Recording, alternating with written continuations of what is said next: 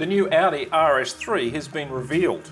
Available in both hatch and sedan forms, the new Pocket Rocket features a black single-frame grille flanked by LED headlamps and RS-specific checkered flag daytime running lights. The new RS3's aggressive body kit is inspired by the Audi RS3 LMS TCR race car. The wheel arches have been widened for larger 19-inch wheels and tyres.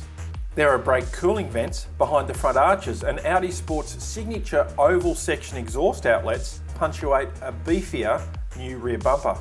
Inside, the RS3 brings a bespoke cabin with racy front bucket seats, an RS steering wheel, aluminium pedals, and a new 10.1-inch digital instrument cluster with RS-specific displays.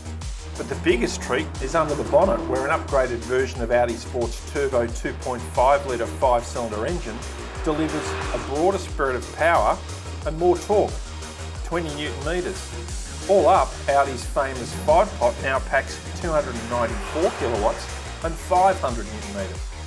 Drive is via a 7-speed dual-clutch automatic and a brand new all-wheel drive system.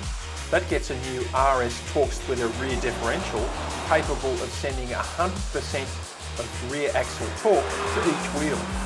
0 to 100 acceleration is now 3.8 seconds, 3/10 better than the model it replaces and 1/10 quicker than the latest Mercedes-AMG A45S.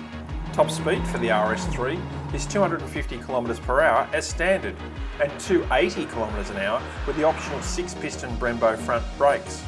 Tick the box for carbon ceramic brakes, and Audi increases the top speed to 290 km an hour. Another option will be racy semi-slick Pirelli P0 Trofeo R tyres.